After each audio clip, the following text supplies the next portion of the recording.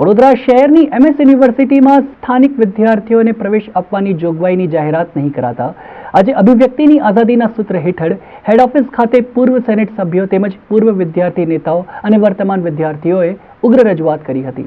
છેલ્લા કેટલાક દિવસથી MS યુનિવર્સિટીમાં સ્થાનિક વિદ્યાર્થીઓને 70% અનામતનો મુદ્દો ગરમાયો છે, જેને લઈને વિરોધ ફેલાયો છે। ગુજરાતની તમામ સરકારી યુનિવર્સિટીમાં આ વર્ષથી કોમન એડમિશન સિસ્ટમ આપવામાં આવી રહી છે। MS યુનિવર્સિટીમાં 70% વડોદરા શહેર અને જિલ્લાના વિદ્યાર્થીઓને પ્રવેશની જોગવાઈ છે। એનો આ વર્ષે અમલ થશે કે કેમ તે અંગે માત્ર વિદ્યાર્થીઓ જ નહીં પણ યુનિવર્સિટીના સત્તાધીશો પણ અવઢવ અનુભવી રહ્યા છે। આ વર્ષે સ્થાનિક વિદ્યાર્થીઓને અભ્યાસ માટે વડોદરા બહાર જવું પડે તેવા સંજોગો સર્જાયા છે, કારણ કે MS યુનિવર્સિટીમાં 70% સ્થાનિક વિદ્યાર્થીઓનો ક્રાઇટેરિયા કાઢી નાખવાની હિલચાલ શરૂ થઈ ગઈ છે। તેથી વિરોધ થઈ રહ્યો છે, જેથી આજ રોજ અભિવ્યક્તિની આઝાદીના સૂત્ર હેઠળ યુનિવર્સિટી હેડ ઓફિસ ખાતે પૂર્વ સેનેટ સભ્યો તેમજ મહારાજા સયાજીરાવ યુનિવર્સિટીના પૂર્વ વિદ્યાર્થી નેતાઓ અને વર્તમાન વિદ્યાર્થીઓને સાથે રાખી વડોદરા શહેરના સ્થાનિક વિદ્યાર્થીઓના એડમિશનમાં 70% અનામતના મુદ્દે વાઇસ ચાન્સેલરને આવેદનપત્ર સાથે રજૂઆત કરવા એકત્ર થયા હતા। આ વિરોધ પ્રદર્શનના કાર્યક્રમમાં પૂર્વ સેનેટ સભ્ય તથા NSUI પ્રમુખ અને વિદ્યાર્થી આગેવાનો અને વિદ્યાર્થીઓ જોડાયા હતા।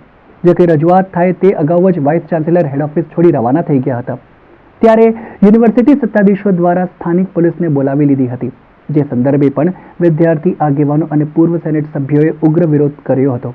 તો MS યુનિવર્સિટીના રજિસ્ટ્રાર ડોક્ટર KM ચુડાસમાએ જણાવ્યું કે યુનિવર્સિટીએ 70% અનામત કાઢવા અંગે કોઈ સત્તાવાર જાહેરાત નથી કરી। યુનિવર્સિટી આવો કોઈ નિર્ણય નહીં લે એટલે વિદ્યાર્થીઓએ વિચલિત નહીં થવું તેમ જાણવા મળ્યું છે। અહીંયા એડમિશન ના મળે એ અવઢવની સ્પતિ તૈયાર કરી છે। તો પારુલ અને સિગ્મા બધી કોલેજોમાં તમે જો કે એડમિશન ખુલ્લા મૂકી દેવામાં આવે છે, વિદ્યાર્થીઓ ત્યાં જઈ રહ્યા છે। આજે VC ને રજૂઆત કરી રહ્યા છે, તો VC વડોદરા નાગરિકો જ્યારે જાગી ગયા છે ત્યારે વડોદરામાં જે VC છે એ ભાગી ગયા છે। એ સૂત્રો સાથે અમે એક પોકાર બોલાવ્યો છે કે વડોદરા શહેરમાં ગલીએ ગલીએ આંદોલન લઈ જઈશું અને ગલીએ ગલીએ આ આંદોલનને રૂપ આપીશું।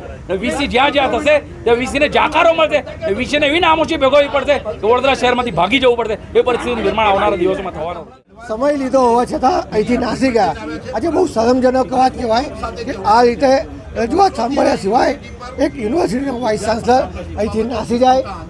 પણ અમે આ આંદોલન હંમેશા એ રીતે ચલાવતા રહીશું, કારણ જો આ જે વિદ્યાર્થીઓનો પ્રોબ્લેમ છે એને જો સોલ્વ કરવામાં નહીં આવે તો આ આંદોલન જલદ આંદોલન કરીને વડોદરા શહેરની ગલીએ ગલીએ શેરીએ શેરીએ આંદોલન લઈ જઈશું એવી અમે સૌ માંગણી કરીએ છીએ। પરંતુ અમે અહીંયા મળવા આવ્યા પછી વાઇસ ચાન્સેલરનું બિહેવિયર અને યુનિવર્સિટી સત્તાવાળો જે રીતે જાળીઓ બંધ કરીને કોઈને મળતા નથી, એમના બાપની યુનિવર્સિટી છે। આ યુનિવર્સિટીના વાઇસ ચાન્સેલર વિજય શ્રીવાસ્તવ એ અમારા નોકર છે। વડોદરા વાસીઓના અવાજ નહીં સાંભળે તો એમને વડોદરા શહેરમાં કોઈ પણ કાર્યક્રમમાં જવા દેવામાં આવશે નહીં। તમામ સંસ્થાઓને અમે વિનંતી કરીશું કે આમનો બહિષ્કાર કરો। આ વડોદરા શહેરના ગદ્દારો છે, વડોદરા શહેરના વિરોધીઓ છે, જે વડોદરા શહેરના વિરોધી નિર્ણય લેવા જઈ રહ્યા છે અને અમે તમામ જગ્યાએ પ્રોટેસ્ટ કરીશું।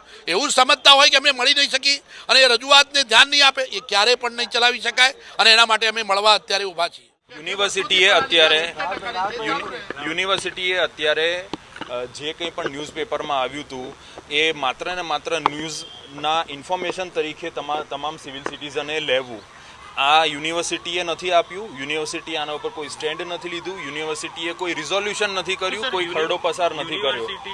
જ્યારે એપ્લિકેશન ફોર્મ્સ નો સમય પૂરો થઈ જશે અને જ્યારે મેરિટ લિસ્ટ બનવામાં આવશે ત્યારે જે કંઈ પણ યુનિવર્સિટીનું સ્ટેટમેન્ટ હશે, યુનિવર્સિટીના નોટિફિકેશન્સ હશે તે પબ્લિક ડોમેનમાં મૂકવામાં આવશે અને એ સુચારુ રૂપે વેબસાઇટ ઉપર પણ એની જાણ કરવામાં આવશે। એટલે કોઈ વિદ્યાર્થીઓ એડમિશન બાબતની અંદર એ ઇન્ફોર્મેશનથી વંચિત ના રહી જાય એની ચોક્કસ ધ્યાન રાખવામાં આવે છે। અત્યારે પણ MS યુનિવર્સિટીની વેબસાઇટ ઉપર બેઝિક રિક્વાયર્ડ ઇન્ફોર્મેશન અને પોર્ટલની ઇન્ફોર્મેશન ઇવન જીકાસની લિંક પણ મૂકવામાં આવી છે કે કોઈ પણ યુનિવર્સિટીની વેબસાઇટ જોવે તો એને ગાઈડન્સ મળી રહે।